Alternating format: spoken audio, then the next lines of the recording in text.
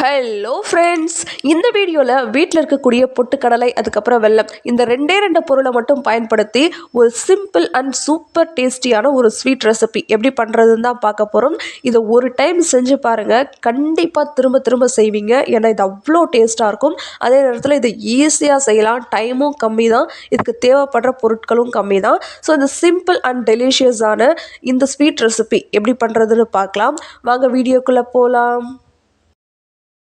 இந்த ஸ்வீட் பண்ணுறதுக்கு நான் ஒரு கப்பில் 3/4 கப் அளவுக்கு பொட்டுக்கடலை எடுத்திருக்கேன். அதை ஒரு மிக்ஸி ஜாரில் ஆட் பண்ணிக்கலாம். நீங்கள் அளவுக்கு எந்த கப்பு வேணாலும் பயன்படுத்திக்கலாம். இப்போ இந்த மிக்ஸி ஜாரில் ஆட் பண்ணிவிட்டு இதை நல்லா ஃபைன் பவுடராக நம்ம அரைச்சி எடுத்துக்க போகிறோம். கொஞ்சம் கூட கொரப்பாக இருக்கவே கூடாது. நல்லா ஃபைனாக இதை நம்ம அரைச்சி எடுத்துக்கணும். பாருங்கள், அரைச்சி எடுத்துகிட்டு வந்தாச்சு. நல்லா ஃபைனாக இருக்குது பாருங்கள், இந்த மாதிரி அரைச்சி எடுத்துக்கணும். இப்போ இது ரெடியாக இருக்குது. நம்ம ஸ்வீட் பண்ணுறதுக்கு ஸ்டார்ட் பண்ணிடலாம். இப்போ ஒரு பாத்திரத்தில் நம்ம எந்த அளவுக்கு பொட்டுக்கடலை எடுத்தோமோ அதே அளவுக்கு வெல்லம் எடுத்திருக்கேன். அதை ஒரு பாத்திரத்தில் ஆட் பண்ணிவிட்டு அதே அளவுக்கு இதில் நம்ம தண்ணி ஆட் பண்ணிக்க போகிறோம். 3/4 கப் வெல்லத்துக்கு அதே 3/4 கப் அளவுக்கு தண்ணி ஆட் பண்ணிவிட்டு இதை இந்த வெல்லத்தை நம்ம நல்லா கரைச்சி எடுத்துக்கணும். இதுக்கு பாகுபதம்லாம் எதுவுமே தேவையில்லை. ஜஸ்ட் இந்த வெல்லம் நல்லா கரையணும். நல்லா கரைஞ்சி வந்தால் போதும்.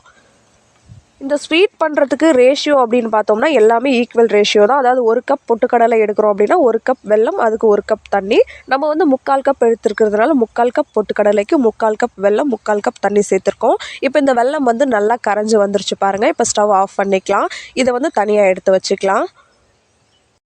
அடுத்ததாக ஒரு பேனை ஸ்டவ்வில் வச்சு பேன் நல்லா சூடானதும் இதில் நம்ம அரைச்சி வச்சுருக்கக்கூடிய பொட்டுக்கடலை மாவை இதோட ஆட் பண்ணிக்கணும். இதை ஆட் பண்ணிவிட்டு நம்ம இதை ட்ரை ரோஸ்ட் பண்ணணும். எதுவுமே இதில் சேர்க்க தேவையில்லை. எதுவுமே சேர்க்காமல் இது 1-2 நிமிஷம் அப்படி நம்ம லைட்டாக லோ ஃப்ளேமில் வச்சு ட்ரை ரோஸ்ட் பண்ணிகிட்டே இருந்தோம் அப்படின்னா இதிலிருந்து ஒரு நல்ல மணம் வரும். 1 நிமிஷம் 2 நிமிஷம் வறுபட்டதும் அந்தளவுக்கு வறுபட்டதுக்கப்புறமா நம்ம ஏற்கனவே கரைச்சி வச்சுருக்கோம் இல்லையா வெள்ளை கரைசல், அதை இதோட ஃபில்டர் பண்ணி ஆட் பண்ணிக்கலாம். வெள்ளத்தில் கல், தூசி, மண் அதெல்லாம் இருக்கும். அதனால தான் நம்ம ஃபில்டர் பண்ணிவிட்டு ஆட் பண்ணுறோம். இதை ஃபில்டர் பண்ணியாச்சு. அடுத்ததாக இதை நம்ம நல்லா கலந்து விடணும். இப்போயுமே லோ ஃப்ளேம்லேயே வச்சுக்கோங்க. ஹை ஃப்ளேம் வச்சுட்டிங்க அப்படின்னா டக்குன்னு இது கட்டி விழ ஆரம்பிச்சிரும். அதனால் இதை நல்லா கலந்து விடுற வரைக்கும் லோ ஃப்ளேம்லேயே இருக்கட்டும். இதை நல்லா கலந்து விட்டதுக்கப்புறமா நம்ம ஹை ஃப்ளேமில் வச்சுக்கலாம். பாருங்கள், இதை நல்லா கலந்து விட்டாச்சு. இப்போ நம்ம ஹை ஃப்ளேமில் வச்சுக்கலாம். ஹை ஃப்ளேமில் வச்சுட்டு ஒரு 2 to 3 மினிட்ஸ் வரைக்கும் இதை நம்ம நல்லா கலந்து விட்டோம் அப்படின்னா இது நல்லா கலந்து வெந்து வந்துடும். இந்த தண்ணி, இந்த வெள்ளை கரைசல் எல்லாமே நல்லா அப்சர்வ் ஆகி நல்லா திரண்டு வரும். அது வரைக்கும் இதை நம்ம நல்லா கலந்து விட்டுட்டே இருக்கலாம். ஒரு 2 to 3 மினிட்ஸ் போல் தான் ஆகும். 3 மினிட்ஸ்க்கு அப்புறம் பாருங்கள், நம்ம சேர்த்த வெள்ளை கரைசல் எல்லாமே நல்லா அப்சர்வ் ஆகி இது நல்லா வெந்து வந்திருக்கு. இந்த ஸ்டேஜில் நம்ம 1.5 டேபிள் ஸ்பூன் அப்படி இல்லை ஒரு 2 டேபிள் ஸ்பூன் அளவுக்கு சன்ஃப்ளவர் ஆயில் அப்படி இல்லைன்னா நெய் ஆட் பண்ணிக்கலாம். நான் சன்ஃப்ளவர் ஆயில் தான் யூஸ் பண்ணியிருக்கேன். நீங்கள் நெய் கூட ஆட் பண்ணிக்கோங்க.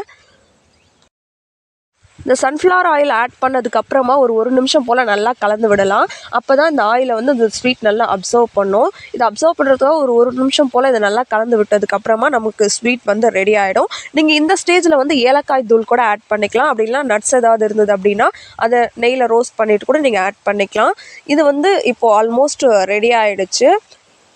பாருங்கள், நல்லா இந்த ஸ்டேஜுக்கு வந்ததும் நம்ம ஸ்டவ் ஆஃப் பண்ணிக்கலாம். இப்போ இது கொஞ்சம் இலகுன மாதிரி தான் இருக்கும். சூடு ஆறுனதுக்கப்புறமா கரெக்டான கன்சிஸ்டன்சிக்கு வந்துடும். இப்போ நம்ம ஸ்டவ் ஆஃப் பண்ணிவிட்டு இதை நல்லா ஆறுனதுக்கப்புறமா நம்ம இதை வேறு ஒரு பவுலுக்கு மாற்றிக்கலாம். பாருங்கள், இதை வேறு ஒரு பவுலுக்கு மாற்றியாச்சு. பார்க்குறதுக்கு இது சிம்பிளாக தான் இருக்கும். பட் இதோட டேஸ்ட் அல்டிமேட்டாக இருக்கும். நீங்கள் ட்ரை பண்ணிவிட்டு ஃபீட்பேக் சொல்லுங்கள். வேறு ஒரு வீடியோவில் பார்க்கலாம். பாய்.